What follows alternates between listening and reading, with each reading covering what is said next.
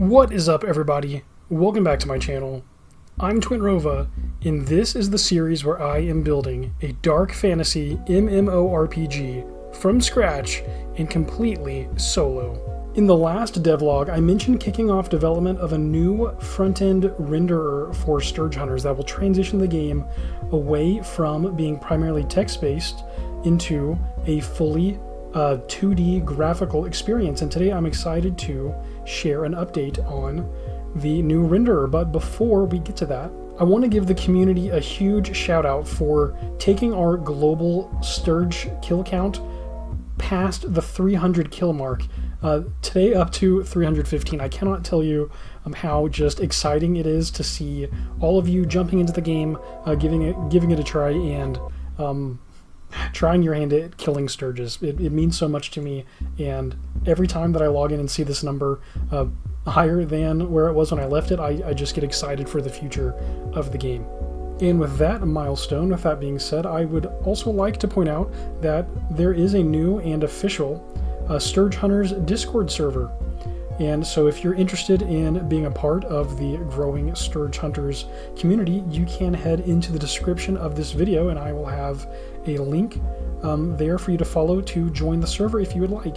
This is the dev channel, and I'm using this to share more frequent, smaller updates than the weekly recap with the devlog. And so if that is something that you're interested in, to keep up with the latest and greatest with everything Stirge Hunters, then I would love to see you in the channel, or in the server rather. All right, so unlike in the last 3 devlogs, today's update has not already been released into the game. So if you head over to twinrova.dev right now, you will still see version 0.3 of Stirge Hunters with the newly introduced music and sound effects that were so much fun to produce.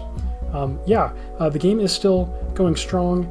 Since the update, we've had 9 unique visitors, it looks like, and our kill count is up to 315.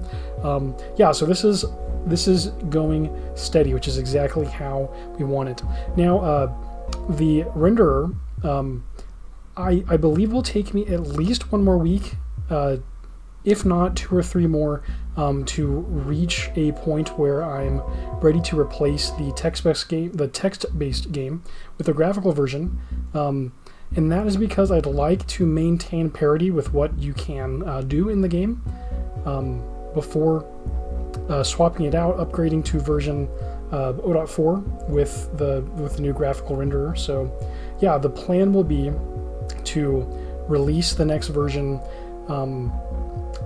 with the player still having the ability to basically explore, look for Stirges, try to kill them, and then survive back to the outpost to turn in their kill and exchange their Stirge carcasses for bolts, for crossbow bolts. I'm going to try to replicate that gameplay with the new renderer. That's the plan.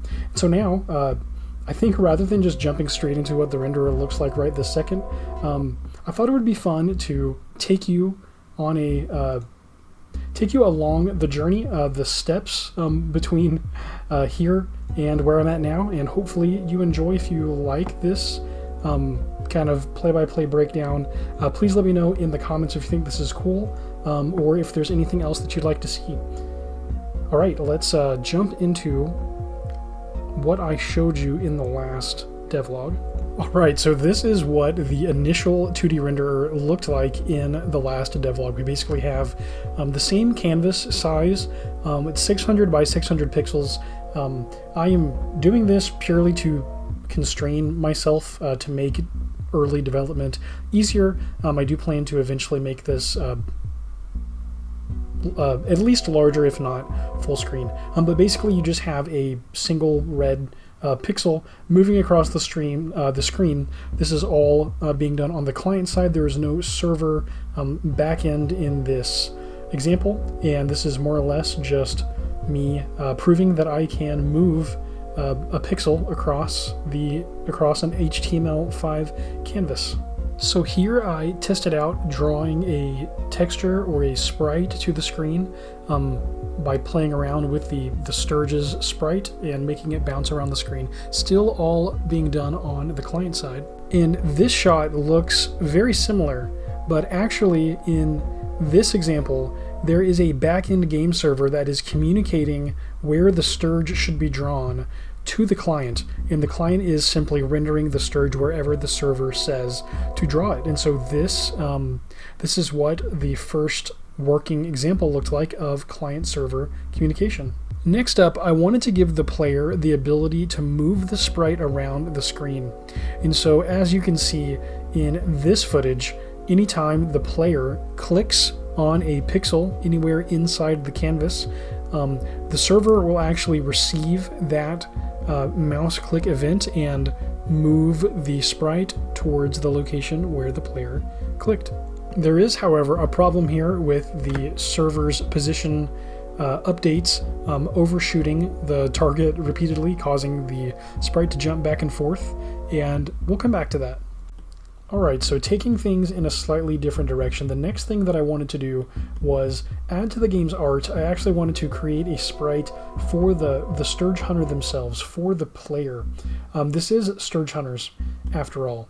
Rather than making the player move around a Stirge sprite, we want a Stirge Hunter for the player to control, and we want Stirges for the player to send screaming to the void, if you will. And so yeah, my next step was to create a new sprite to represent the Stirge Hunter. And yeah, I'll mention here that for the game to be successful, I really do need to spend weekly time not only on the game's code, on the engine itself, but also on the game's art assets, on the music and sound effects.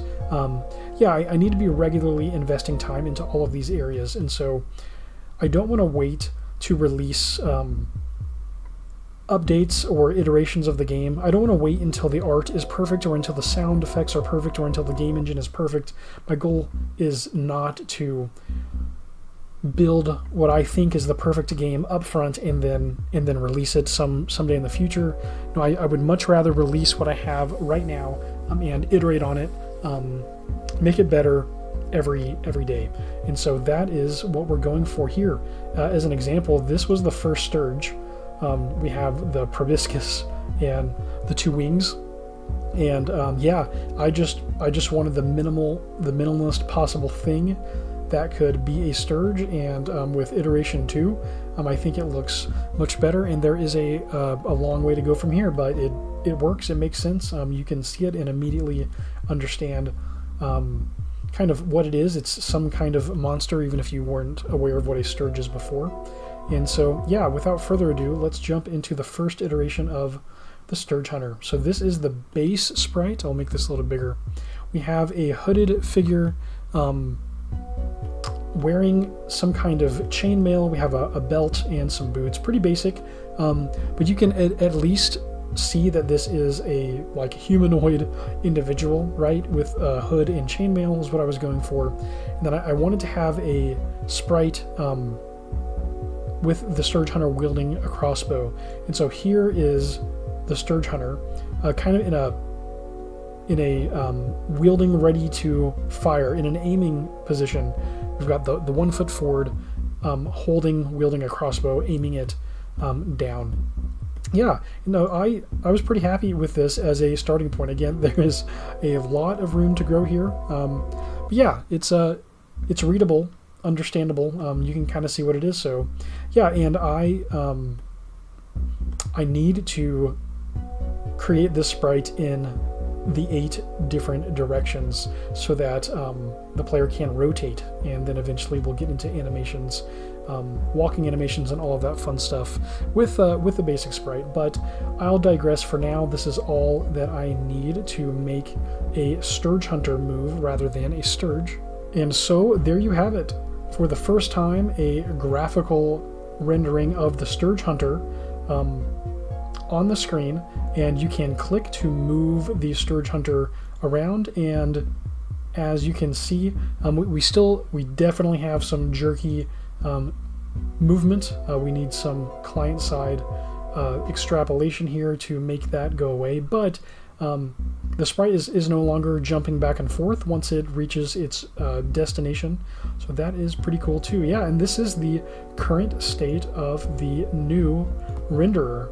My goal in the coming week is to continue building on the renderer to get the game into the minimalist possible playable state. And so in the near future, we will have Stirges spawning, and we will have combat with Stirges, however minimalist that may be. And I am very much looking forward to it. And that will be it for today's update. I really hope that you enjoyed. I think it's so cool just moving this guy around the screen. I really hope that you enjoyed today's update.